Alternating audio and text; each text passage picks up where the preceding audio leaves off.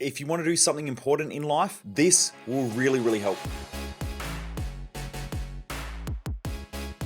So in this video today, I'm going to be talking about why it is so important to capture your visions. If you don't know who I am, I'm Michael Mojo. I'm the owner and founder of Mojo Human Performance Institute. We focus on business, mindset, and lifestyle hacking for driven mofos, and most people waste their life, and I just don't want you to be one of them. Now, when most people that I speak to talk about what they want to achieve in life, they're essentially talking about some of the visions that they have, some of the ideas that they have. Now, some of those are bullshit delusions and fantasies that they've created from the implanted values of others, but also what they're talking about is their visions that are intertwined and also their mission. These two things are so important, especially in times of economic downturn, in times of chaos. Now, at the moment, we've got people talking about maybe there's recession hitting, maybe there could be depression. Like, we don't know at the moment what's going on. I mean, there's a lot of talk of that the economy is going a bit crazy and it's starting to become a little bit heated. And that could mean that there's going to be an economic downturn, or it could mean that there's going to be quite a decent adjustment. These things happen in economies. And it made me really think about the importance of understanding a vision and the importance of understanding a mission, because in times of chaos, most people won't see through the chaos. And a person's certainty comes from being certain about their vision, their mission, the values that they're operating under. And this is both for business owners, for leaders, and also for anyone who's just operating in life. When the shit hits the fan in times of chaos, those who back themselves and those who understand what's going on are normally those who will be the leaders. And leadership is having a vision, clarity, and certainty in times of uncertainty. A great leader is always born in times of uncertainty, not in times of certainty. When everything's going well, anyone can lead. And in fact, I see this just walking down the street. The other day, I was walking with a friend and they're like, oh, we should go to this cafe. And I said, right, you lead the way. And the whole time they were walking in front of me and they kept stopping, looking back to check that I was there. And what I realized was that they just weren't a good leader. They couldn't lead because they didn't say, here it is, and then they just walk. They kept waiting for me to lead, but at the same time, they wanted to be in front. And so they kept like sort of getting in my way as I was walking. That's a sign that someone's uncertain.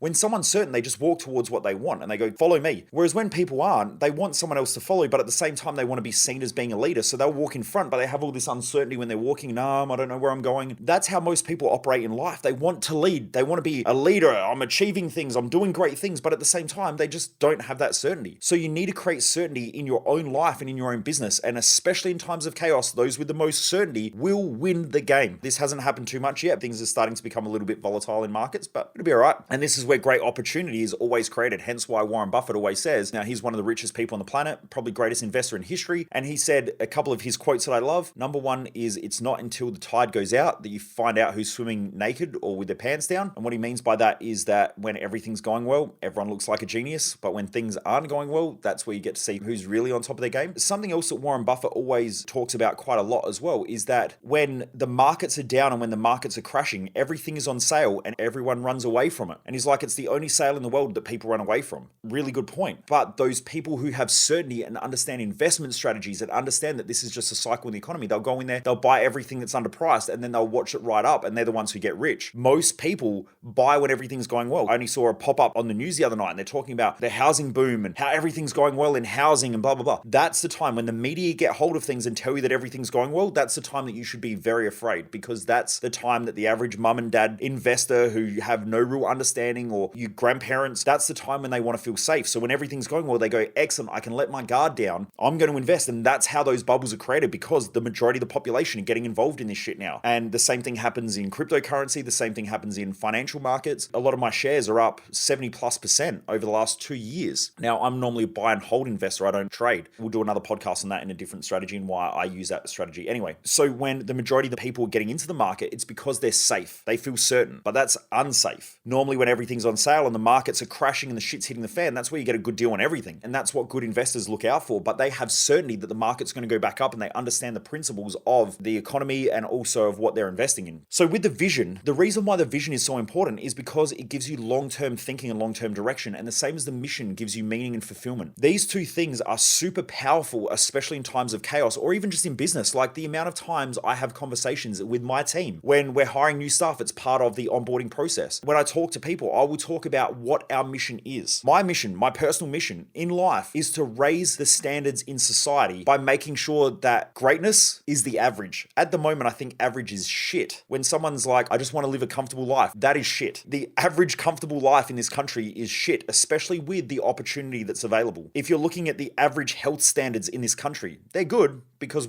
on a global scale, but they're still shit. And there's a greater proportion of our population that are overweight and obese. That's not a fucking average that I want to fit into. Okay, it's crazy. I don't want to fit into that average. The whole point is that I want to lift that standard up, that people are living a great life, that people naturally and kids are taught that you can go and do and be anything that you want to be, providing you understand your values, providing you have a mission, providing you keep tapping into your mindset and your brain and figuring out what that looks like instead of comparing yourself to everybody else, using their implanted values to make decisions. I don't know what the drop-off rate of university is, but when you think about how many people go through university and have been convinced that that's a good path to take in our society, and all it's doing is, for the majority of people, it's buying them a job for the rest of their life because they're going to go out, get in debt, think that they're doing the right thing, but that's because of the implanted values of others. They probably don't want to do that. They're probably doing it because mum and dad told them that it was a good idea. They're probably doing it to please someone else. The amount of people we have come to Thrive Time, they say, well, mum and dad wanted me to be a lawyer, or dad wanted me to go down this path, or they said, if I don't go to university, then I've got to go and get a trade. They were never taught how to think about what they really wanted in life and what their visions are. Those visions pop up consistently. So you've got to get really, really clear with what drives you. What's your mission? What's the mission of, if you've got a business, what's the mission of the business? And the real mission. I would say that probably 99% of corporate businesses have bullshit missions. We want to be the number one supplier of blah, blah, blah, blah, blah. That doesn't inspire anybody. That's just some shit that some wanker that went to university got told that that's a mission, and then they come in and they're all fucking prim and proper and tell you what it is. I was working with a client years ago, and I remember them saying, when we were getting clear with what their personal purpose is, I said, why do you do what you do? And they said, Michael, I just want to do fucking cool shit with fucking cool people. And I went, man, that's your purpose. Well done. Straight up. They didn't mess around. Most people, they're more worried about what everyone else is going to think of their mission and what everyone else is going to think about their vision and also their purpose. And so because of that, it clouds their ability to make clear decisions. You've got to define who you are in life. I think that it's super important. Hence why we call our community the driven mofos, because I want to work with driven people. I don't want to work with lazy people. People criticize me on that. They go, but you should want to help everybody. You should go fuck off. I don't want to help everybody. I want to help people that are driven, because the greatest impact I can have in society is helping those who want to go and help others. And the way that they do that is by creating businesses, by being managers, by being leaders, by inspiring their families. And they're going to do that because they're driven to do that, not people who just want a hand from the bottom rung up to the first step. They're the people that don't inspire me. Now, that's not saying that they shouldn't have help. I think they should. It's just that's not my driver in life. That's not me. And I'm honest about that. And I admit that in my events. And some people get really upset about that. And they're like, well, you should...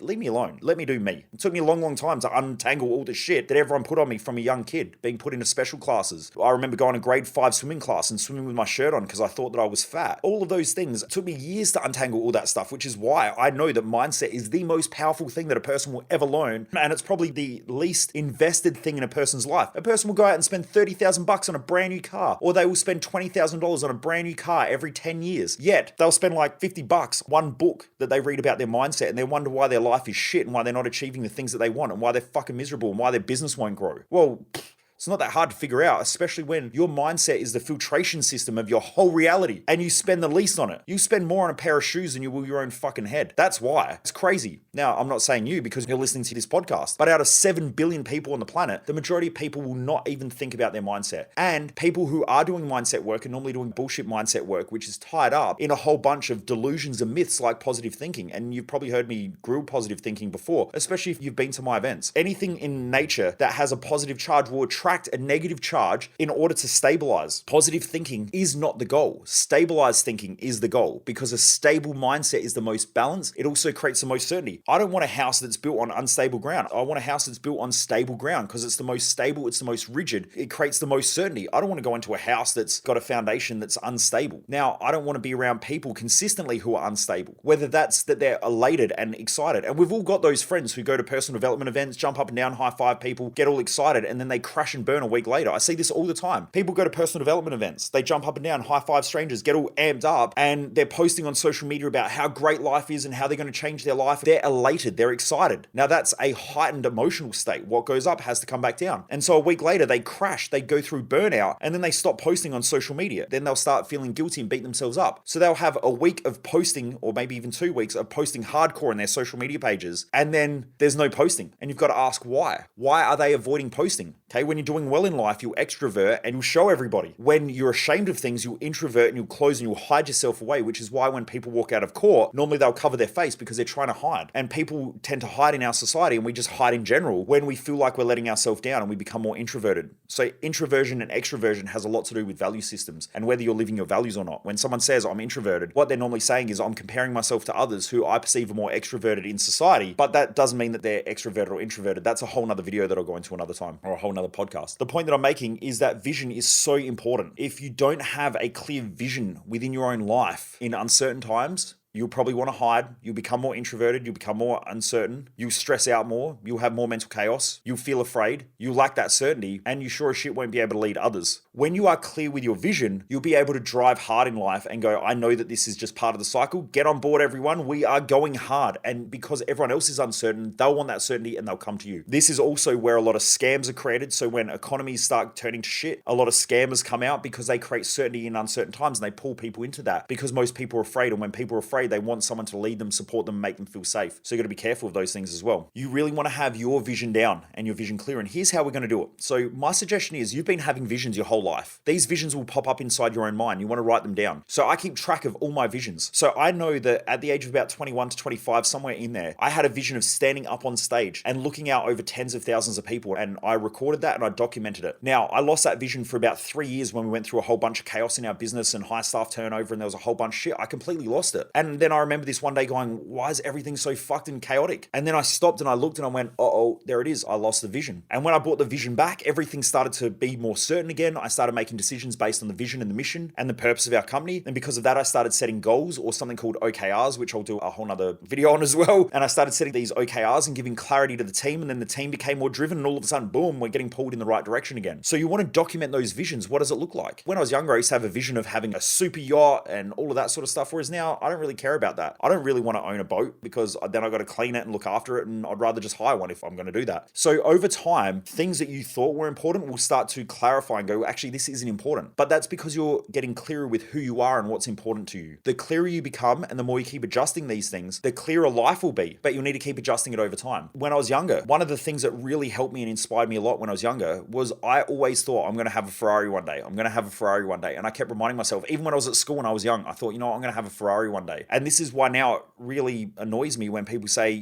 Michael just bought supercars to show off. I didn't. I bought it because, first of all, it was a dream of mine and I always wanted to do it. And when our business was able to cash flow it, I thought, why not? Does it make logical sense from a financial standpoint? No, not at all. It's not something logical, but I bought it because it reminded me to keep believing in me and keep believing in my dream, because that was the thing that only got me through as a kid. If it wasn't for my visions and my dreams as a kid, I would have killed myself. And at 15, I almost did. When I got kicked out of school, got expelled from school, and I thought, I'm always in trouble at school, I'm always in trouble at home, I might as well end my life. It was those visions that sort of pulled me through, and I realized that I'm here for a bigger reason. I'm here to do something. And so it's just a reminder. Every day when I see that car, it reminds me to keep going hard, to keep believing in myself. And no matter what happens, everything will be okay and everything works out. So for me, it's something that's important to me at a deeper level than just like showing off to people. I don't really give a shit about that. What I care about is I care about reminding myself that I'm capable of way more than what I can even comprehend right now. And one day I'll have that as well. So keep believing in those things. So that's why vision is so important. The other thing is as well that it inspires other young kids. When I drive around, I see people, little kids stand there and wave when I drive past and all of that. And I love when I'm at car shows and stuff, I'll let little kids sit in and get photos and all that because I want them to believe in themselves. And that's part of what I do and what I teach. So it's part of me, I guess. Now, that's not everyone's thing. Depending on their values, they don't get it. My mum doesn't even understand why I have a car like that. My wife, Jess, doesn't even get in the car because when we drive around, everyone looks and that's not her thing. She'd much prefer to be behind the scenes than in front of people. She doesn't like being around large crowds of people. So she very rarely comes for a drive in it. But I have plenty of friends who do. So they take her spot. The vision over time will get clearer and clearer and clearer. So you want to keep writing down your visions of the things that are important to you. I remember writing down that I wanted to work with some of the most successful people on the planet. And I've been able to do that.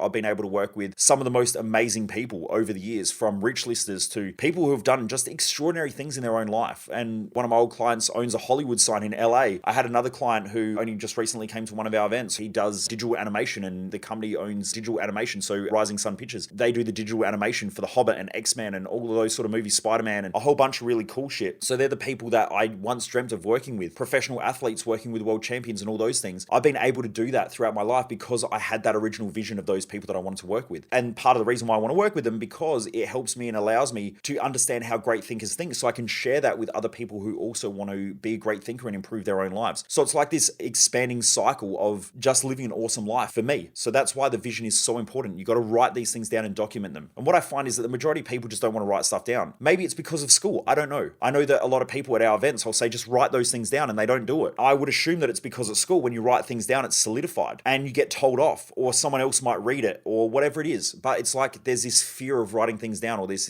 shame or this guilt. If you're watching this on YouTube, you'll see this. But like, I have notes all over my desk because I'm putting together an event right now. I have notes everywhere. Like, you can see all the notes and stuff. I've got notebooks. I write everything down. I hate going to bed with just stuff in my head. I write everything down. I put it into a journal, or I put it into different books. And half of the shit I never even think about and go back to. I just don't want it inside my head consistently. My vision, I do. I keep it in a document and I keep updating it. The same as my mission, I keep updating it. So when things change or when I go through shifts personally, I'll update the mission. And I keep doing that because it gives me clarity and it keeps me driving forward. And that's important. So please start documenting that. The mission is also a short, concise statement of what you do. So it's something that's really just short and punchy, and this is what I'm here to do in life. So the vision is what it looks like and what the future looks like. You'll keep having them pop into your head, so write them down. And then the mission is, what am I doing? One of mine is to build one of the greatest mental performance education centers on the planet that's also customer centric and really helps people to achieve more in life. Now, I've got that in a little document and I keep updating it. If I get inspired and something's got to change, I'll just get in there and shift it. So please make sure you're spending time going through writing those visions down,